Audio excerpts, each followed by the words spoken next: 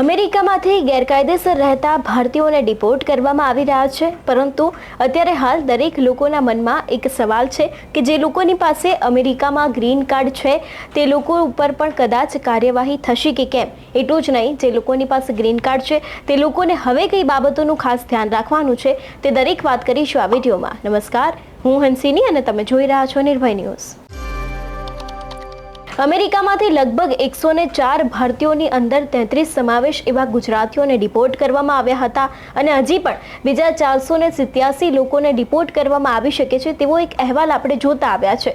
પરંતુ હવે આ બધાની વચ્ચે અમેરિકામાં રહેતા ભારતીયોની ઘણા બધા એવા ભારતીયો છે જે લોકોની પાસે ગ્રીન કાર્ડ છે, તેની સાથે ઘણા બધા લોકો એવા પણ છે જે લોકોની પાસે ગ્રીન કાર્ડ નથી. તો તે દરેક લોકોએ શું બાબતનું ખાસ ધ્યાન રાખવાનું છે. સૌથી પહેલાં તો જે લોકોની પાસે ગ્રીન કાર્ડ છે તે લોકોને અત્યારે હાલ જેટલા પણ ગ્રીન કાર્ડના નિયમો બદલાયા છે તે નિયમો ઉપર ખાસ કામ કરવાનું છે. જે પ્રમાણે ગ્રીન કાર્ડને અપડેટ કરવાની વાત હોય અથવા તો પછી ગ્રીન કાર્ડને યોગ્ય જેટલા પણ ડોક્યુમેન્ટ હોય છે તે દરેક ડોક્યુમેન્ટને હવે તેમને ક્લિયર રાખવા પડશે. જો તેમની પાસે કોઈ પણ એક ડોક્યુમેન્ટ નહીં હોય તો પણ તેમને કદાચ ડિપોર્ટ થવાનો વારો આવી શકે છે અથવા તો પછી તેમના વિરુદ્ધ કોઈક ને કોઈક કાર્યવાહી થઈ શકે છે. હવે વાત કરીએ જે લોકોની પાસે ગ્રીન કાર્ડ નથી તે લોકો, કારણ કે આપણે અત્યાર સુધી જોતા આવ્યા છે કે ઘણા બધા ભારતીય એવા છે જે લોકો ગ્રીન કાર્ડના વેઇટિંગ લિસ્ટમાં છે, એટલે કે તે લોકોને ભવિષ્યમાં ગ્રીન કાર્ડ મળવાનું છે, પરંતુ અત્યારે તે લોકો અમેરિકામાં રહી રહ્યા છે. અત્યારે અમેરિકન સરકાર છે તે લોકોના ગ્રીન કાર્ડ આપતી નથી, એટલે કે દરેક લોકોના નામ વેઇટિંગ લિસ્ટમાં નાખ્યા છે કે જ્યારે તેની પ્રોસેસ થશે તે જ પ્રોસેસ મુજબ હવે દરેક લોકોને ગ્રીન કાર્ડ આપવામાં આવશે.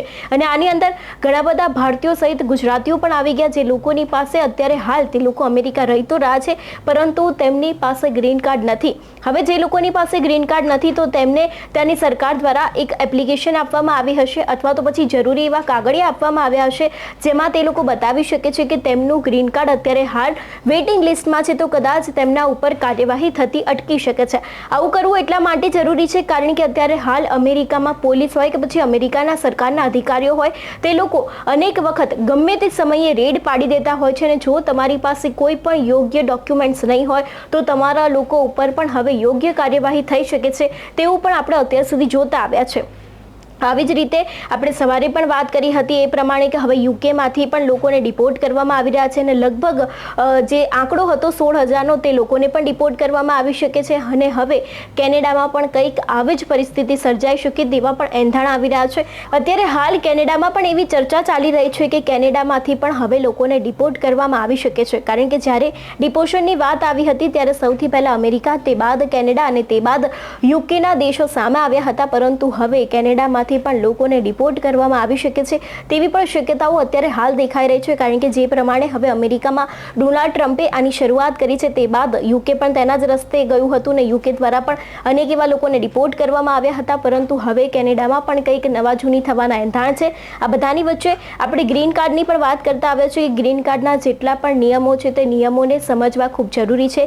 જે તે વ્યક્તિ પાસે ગ્રીન કાર્ડ નહીં હોય અથવા તો પછી તેને જરૂરી યોગ્ય ડોક્યુમેન્ટ નહીં હોય તો તે લોકો સામે પણ હવે કાર્યવાહી થઈ શકે છે તેવું પણ અત્યારે હાલ અનેક એવા રિપોર્ટ છે, મીડિયા રિપોર્ટ તેમાં પણ સામે આવી રહ્યું છે. એટલે હવે કદાચ જેટલા પણ ગ્રીન કાર્ડના નિયમો બદલાયા છે તે દરેક નિયમની સાથે તમારે અપડેટ રહેવું ખાસ જરૂરી છે.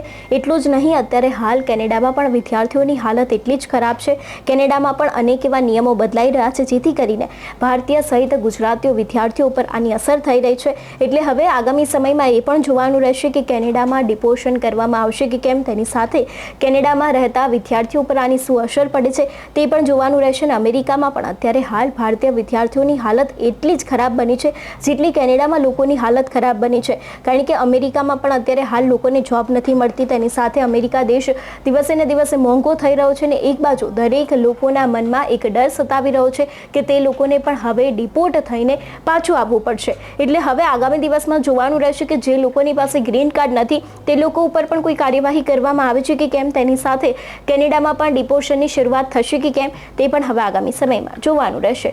તમારું શું માનવું છે આ વિષયને લઈને અમને કમેન્ટ કરીને ચોક્કસ જણાવજો. તેની સાથે જ મારી ચેનલ નિર્ભય ન્યૂઝને લાઇક, શેર અને સબસ્ક્રાઇબ કરવાનું ભૂલશો નહીં. નમસ્કાર.